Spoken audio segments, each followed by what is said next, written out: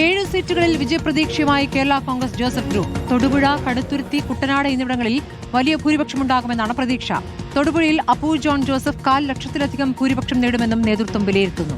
ലേബി സേന്ദ്രൻ വിവരങ്ങളുമായി. ലേബി, ഇപ്പോൾ ജോസഫ് വിഭാഗം വലിയ പ്രതീക്ഷയിലാണോ? കഴിഞ്ഞ നിയമസഭാ തെരഞ്ഞെടുപ്പിലുണ്ടായ പരാജയം 1ലേക്ക് ചുരുങ്ങിയ സാഹചര്യം അപ്പോൾ ഇത്തവണ 7 പ്രതീക്ഷ എന്നാണോ?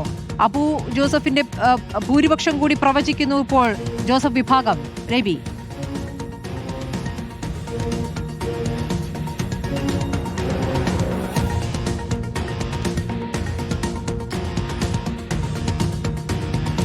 ഏഴ് സീറ്റുകളിൽ വിജയപ്രതീക്ഷയാണ് കേരള കോൺഗ്രസ് ജോസഫ് ഗ്രൂപ്പ് ഇപ്പോൾ പ്രകടിപ്പിക്കുന്നത്.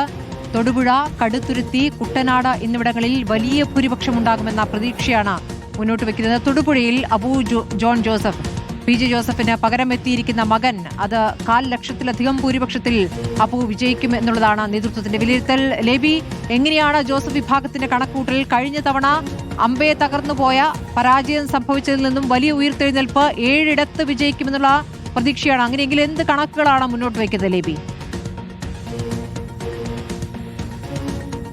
സ്മൃതി, ഇക്കുറി ഉണ്ടായിരിക്കുന്ന സർക്കാർ വിരുദ്ധ തരംഗവും അതുമാത്രമല്ല ന്യൂനപക്ഷങ്ങളുടെ വോട്ടുകളിൽ ഉണ്ടായിരിക്കുന്ന കൺസോൾട്ടേഷനും ഗുണം ചെയ്യും എന്നുള്ള വിലയിരുത്തലാണ് ജോസഫ് ക്യാമ്പിലുള്ളത്.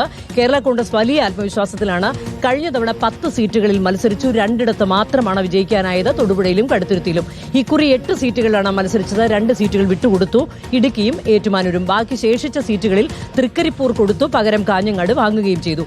ഈ മത്സരിച്ച സീറ്റുകളിൽ കാഞ്ഞങ്ങാട് ഒഴികെയുള്ള ബാക്കി എല്ലാ സീറ്റുകളിലും വിജയപ്രതീക്ഷ വെച്ച് പുലർത്തുകയാണ് കേരള കോൺഗ്രസ്. അതിൽ തന്നെ തൊടുപുഴയിൽ വൻ മുന്നേറ്റം, 1/4 ലക്ഷത്തിലധികം വോട്ടുകളുടെ ഭൂരിപക്ഷത്തിൽ അബു ജോൺ ജോസഫ് വിജയിക്കുമെന്നാണ് കണക്കുകൂട്ടൽ. കടുത്തുരുത്തിയിൽ വലിയ ഭൂരിപക്ഷം ഉണ്ടായിരിക്കും. ഒപ്പം തന്നെ തിരുവല്ലയും ചങ്ങനാശ്ശേരിയും വലിയ മത്സരം, ഇഞ്ചോടിഞ്ച് പോരാട്ടം നടന്ന തിരുവല്ലയും അതുപോലെ തന്നെ ചങ്ങനാശ്ശേരിയും തിരിച്ചുപിടിക്കും. അവിടെ ഏകദേശം 5000-ഓളം വോട്ടുകളുടെ ഭൂരിപക്ഷത്തിൽ വിജയിക്കാൻ സാധിക്കും. ഇതൊക്കെ ഒരു തരംഗമുണ്ടായാൽ അതിനപ്പുറത്തേക്ക് പോകുമെന്നും കണക്കുകൂട്ടുന്നു. കുട്ടനാട് വലിയ മാർജിനിൽ വിജയിക്കുമെന്ന് കരുതുന്നു.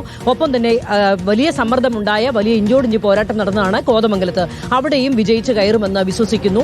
ഇരിങ്ങാലക്കുടയാണ് മറ്റൊരു സീറ്റ്. ഇരിങ്ങാലക്കുടയിൽ അവസാന നിമിഷം വരെ വലിയ ആശയക്കുഴപ്പമായിരുന്നു ഉണ്ടായിരുന്നത്. വിജയസാധ്യത ഉണ്ടാകുമോ എന്നുള്ള ആശയക്കുഴപ്പമുണ്ടായിരുന്നു. എന്നാൽ അവിടുത്തെ സ്ഥാനാർത്ഥി തോമസ് ഉണ്ണിയാടൻ വലിയ പ്രതീക്ഷയിലാണ്. അദ്ദേഹം നൽകിയ കണക്കുകൾ പ്രകാരം അവിടെ വിജയിച്ച് കയറും എന്നുള്ള കാര്യം കേരള കോൺഗ്രസ് ഇപ്പോൾ വിലയിരുത്തുന്നു. അങ്ങനെയാണെങ്കിൽ മത്സരിച്ചിട്ടുള്ള 8 സീറ്റുകളിൽ 7 വിജയിക്കാനാകും എന്നുള്ള ശുഭപ്രതീക്ഷയാണ് ഇപ്പോൾ കേരള കോൺഗ്രസിലുള്ളത്. അതിൽ തന്നെ 3 മണ്ഡലങ്ങളിൽ വലിയ ഭൂരിപക്ഷത്തിൽ വിജയിക്കുമെന്നും കരുതുന്നു. ശരി, ലേബി സജിന്ദ്രനാണ് വിവരങ്ങൾ നൽകിയത്.